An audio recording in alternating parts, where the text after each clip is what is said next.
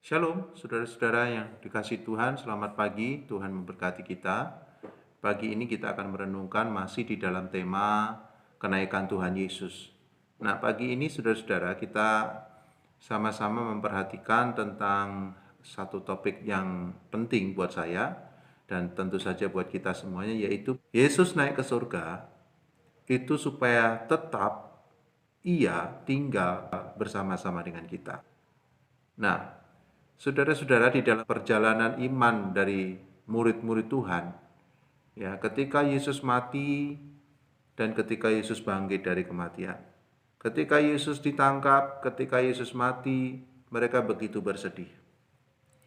Murid-murid seolah-olah kehilangan pengharapan. Murid-murid Tuhan Yesus, mereka bingung mau mengapa. Ada perasaan khawatir, ada perasaan takut, ada perasaan gentar, sampai-sampai Petrus juga menyangkal Tuhan Yesus, ya. Sampai-sampai ketika Yesus mati, ya, dan ketika peristiwa Yesus bangkit, bahkan mereka sudah memutuskan untuk pulang ke tempat mereka masing-masing dalam keadaan yang sedih dan dalam keadaan yang galau, ya. Mereka tidak bisa mengerti mengapa peristiwa ini harus terjadi. Ekspektasi mereka tidak sesuai dengan kenyataan, ya. Apa yang dia pikirkan, apa yang diharapkan tidak sesuai dengan apa yang terjadi saat itu. Sehingga mereka berencana untuk pulang, ya, untuk bisa beraktivitas kembali bekerja dengan profesi-profesi yang lama. Tetapi saudara-saudara, ketika Yesus bangkit, ya, ketika Yesus bangkit dari kematian itu, menampakkan diri, Tuhan hadir di tengah-tengah mereka. Tuhan menyatakan diri kepada Petrus, Tuhan menyatakan diri kepada Thomas. Walaupun demikian, masih juga ada kegundahan, ya, di dalam hati mereka. Mereka belum sepenuhnya, ya, bisa move on dengan situasi dan kondisi. Walaupun Yesus sudah betul-betul bangkit. 40 hari itu menjadi satu waktu yang Tuhan perlu untuk menegakkan kembali visi, menegakkan kembali iman mereka, meneguhkan mereka. Tuhan mengajar kembali prinsip-prinsip kebenaran, prinsip-prinsip kerajaan yang dimengerti mereka selama ini, ya. Yang salah itu dibenahi kembali, bahwa kerajaan yang ditegakkan itu bukanlah kerajaan dunia, tetapi kerajaan ya di dalam pribadi Yesus yang adalah Raja. Nah, itu kemudian satu persatu ditata oleh Tuhan. Sampai pada waktunya mereka punya paradigma yang mulai tertata, mulai jelas, ya, gambarannya, visinya sudah mulai jelas. Nah, saudara-saudara, selama 40 hari itu betul-betul waktu yang efektif dipakai untuk memfollow up mereka. Saya yakin juga mereka juga belum begitu 100% mengerti, gitu ya. Tetapi prinsipnya, pada dasarnya mereka sudah mulai paham. Karena sebelum Yesus mati, mereka begitu kehilangan luar biasa. Sebelum Yesus mati, ketika Yesus mati, ya, mereka merasa semuanya runtuh, ya, nggak ada yang bisa diharapkan kembali, dan sehingga mereka begitu bersedih. Ketika Yesus mati, mereka merasa sudah mereka kehilangan Yesus selama-lamanya, ya. Dan kemudian selama 40 hari setelah kebangkitan, Yesus bangkit dan menegakkan kembali iman mereka.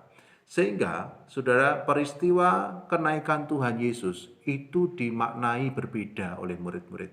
Tidak sama dengan ketika Yesus mati dan bahkan ketika Yesus bangkit. Tetapi sekarang Yesus memberitakan tentang bahwa dia akan pergi kepada Bapa.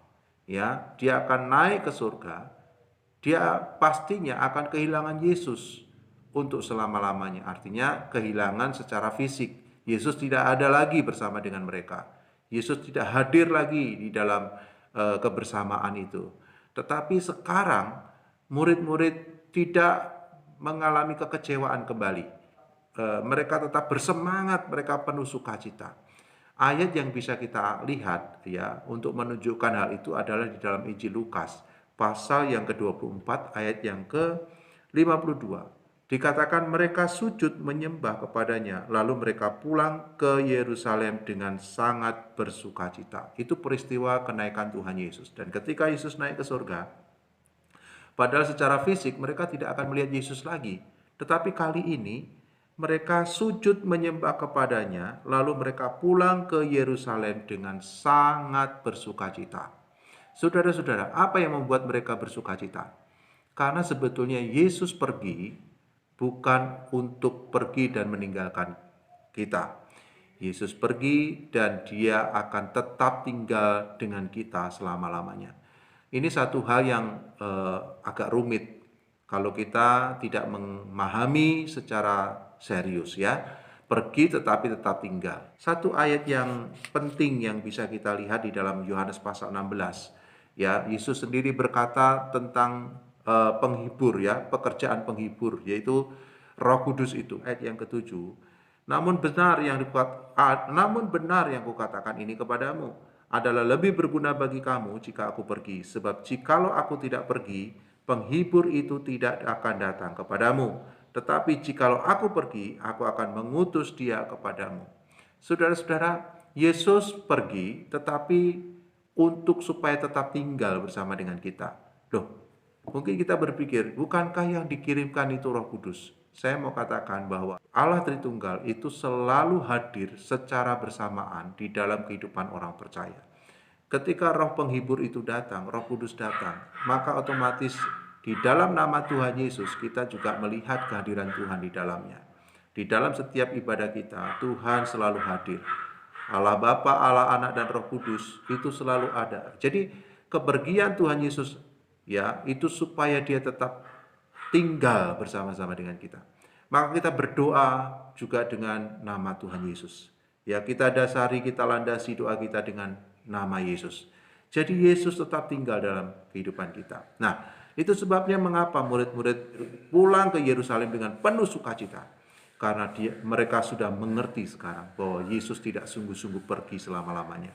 Tapi Yesus tetap ada dimanapun mereka, ketika mereka melayani, ketika mereka memberitakan Injil, selalu ada keterlibatan Allah Tritunggal dan di dalamnya ada Yesus.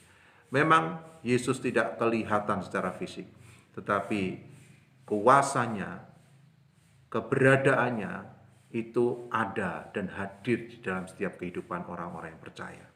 Ya, di dalam hidup kita selalu ada kehadiran Allah Tritunggal, selalu ada kehadiran Yesus Kristus itu, ya. Dan kita bersyukur sehingga kenaikan Tuhan Yesus itu dia pergi bukan untuk pergi meninggalkan kita, tapi pergi untuk supaya tetap tinggal bersama-sama dengan kita. Luar biasa. Percayalah di dalam setiap aktivitasmu, di dalam setiap apa yang saudara kerjakan, ya, selalu ada kehadiran Allah Tritunggal dalam hidupmu. Dan kita percaya bahwa Tuhan sanggup melakukan perkara ajaib. Dan mari kita jaga kehidupan kita sebagai baitnya Allah yang berdiam dalam hidup kita ini. Kiranya Tuhan berkati kita dan selamat beraktivitas. Tuhan memberkati. Shalom.